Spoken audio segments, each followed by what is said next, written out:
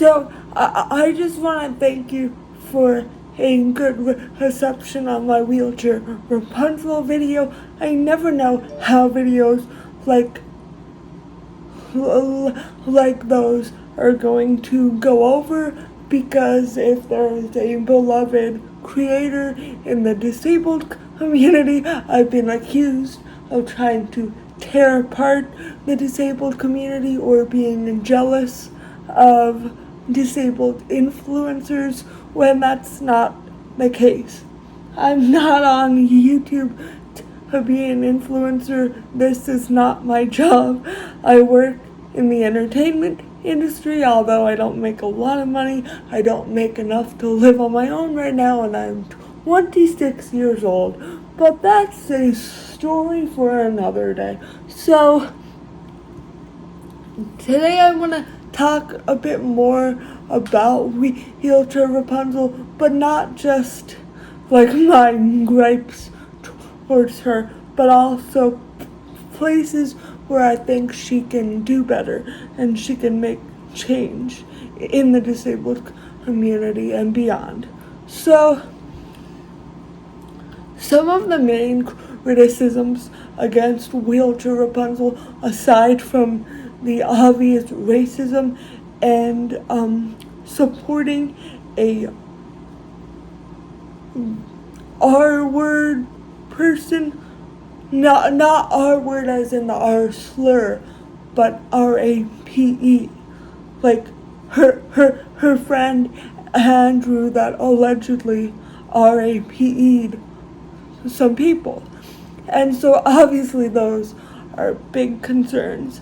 And even after I filmed the video and I was creating the thumbnail, I did find that picture of Alex with Andrew and how she was like to him, make me look Asian, and he moved up her eyes with his finger to kind of mock the look of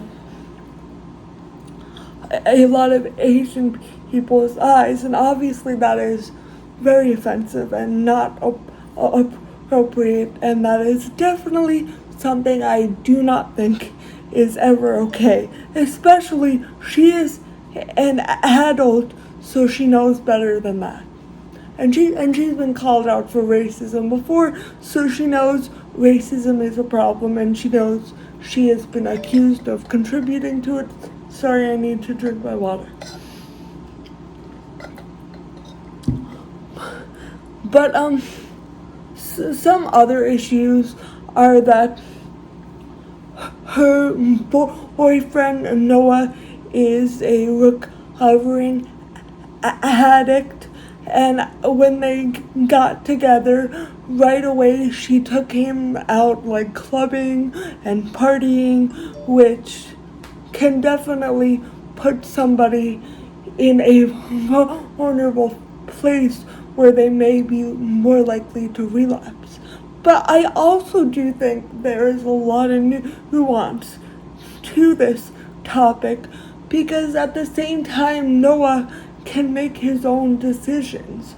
I mean, yeah, you should not have people in your life that will encourage you to make decisions that they know have historically caused you problems and have been destructive for you. But at the same time, it is also up to you as the individual to surround yourself with people that won't do that. But aside from that, a lot of people's issues with Alex are issues people have with all influencers, not just disabled ones, but that they are out of touch with reality. I've noticed this a lot with some of the disabled influencers I follow. They focus a lot on accessibility when traveling and going on cruise ships, and that's great. And that's great and all, but the majority of disabled people can barely afford to live the majority of disabled people have to really be careful with their money and don't have the luxury of traveling, especially a cruise. I've never been on a cruise, but I've heard they're very expensive. So a lot of people don't like that she's very much out of touch with the disabled community, and she doesn't talk about the real issues that disabled people face on a daily basis, but instead she is more interested in sharing her individual experience, which there's nothing inherently wrong with that, don't get me wrong, but a lot of people will argue that, well, if you're claiming to be this disability advocate and you're promoting this image of disabled, that most disabled people aren't glamorous. I don't have a glamorous life. I film in my kitchen. Not even my kitchen, actually.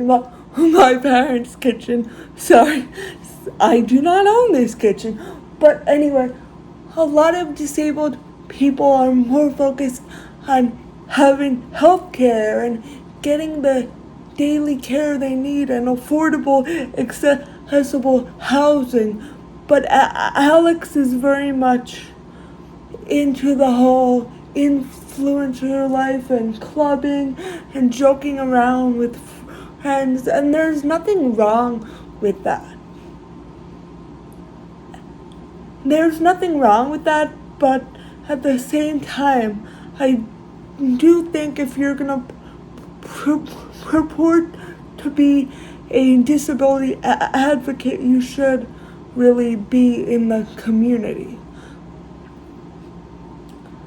I also want to add that a few years ago, she filmed somebody coming out of the accessible stall in a public bathroom, and this was criticized because, well, I don't always love the whole public shaming, you're on candid camera type thing, and I know people would be like, Erica, you're a hypocrite, you publicly shame people on your platform. I try my best not to shame people.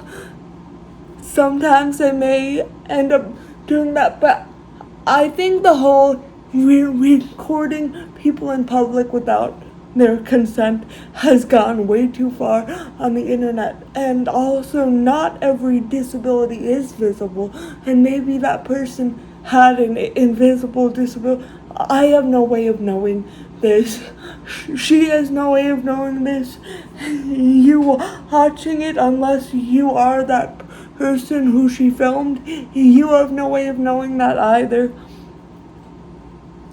And so I think sometimes when an influencer gets really big, especially if they're part of a smaller community, like they have a smaller niche and they are like the biggest person in that niche, sometimes they can get a bit of a big head.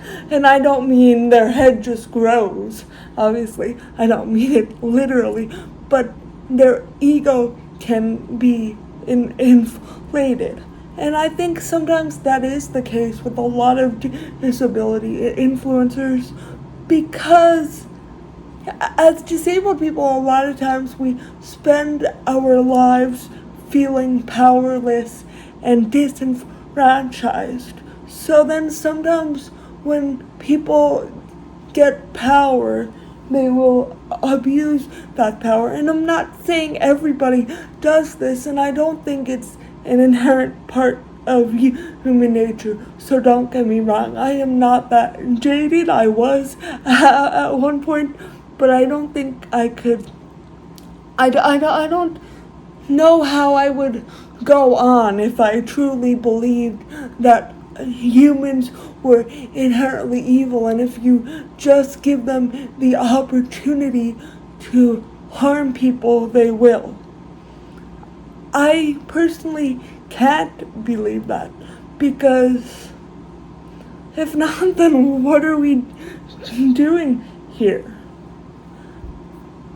I'm not making videos about Alex to cancel her or to shame her, but what I am doing is to tell Alex that you can still apologize for what you've done. You can still do better.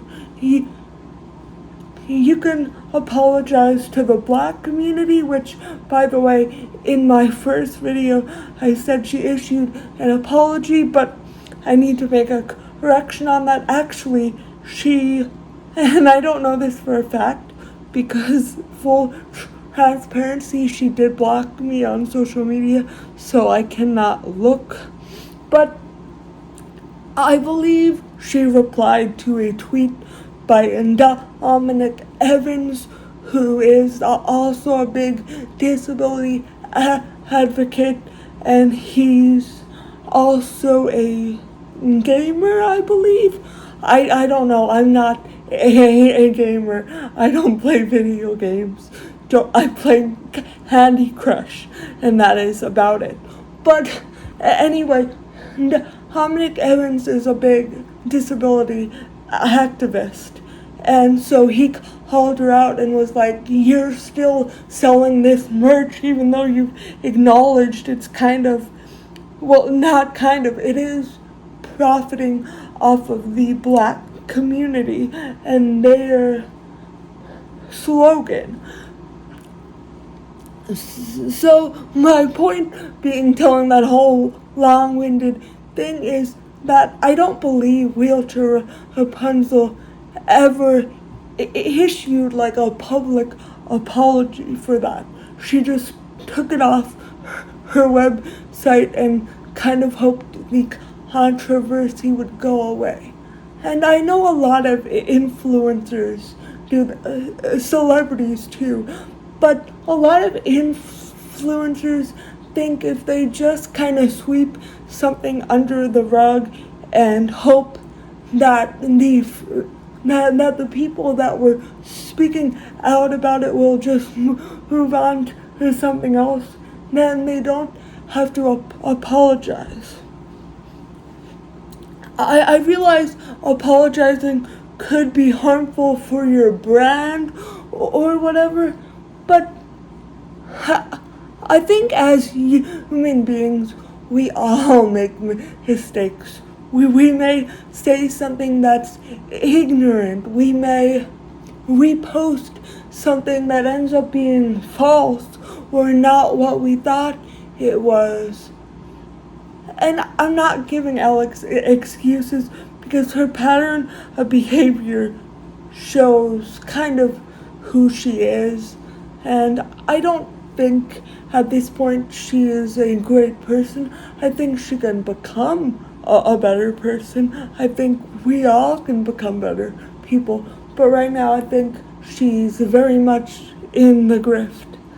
And so yeah, I really do hope she does apologize. And it wouldn't be my apology to accept anyway, because I'm not Black, so I have no business accepting that apology. But I just really wish that she would do better and acknowledge her mistakes, because ultimately I think that would be better for her business. Not that everything should be about profits anyway. If you know me, you know I advocate against that. But I think it would help her business to be honest and be transparent and acknowledge when she messes up and issue an apology and learn from that behavior. And I know all these buzzwords, Erica. But anyway, thank you for watching. If you learned something, please please give it a big thumbs up. And if you have not already and you'd like to see more of my content, please consider hitting that subscribe button. I'm wearing my Maggie Rogers concert t-shirt because I just saw her last night and it was amazing. I love Maggie Rogers. I saw her on the Today Show in 2019. Like I actually went to the Today Show to see her, and she's just always amazing. So yeah. Anyway, I don't know why I added that to this video, but thank you for watching. Okay, bye.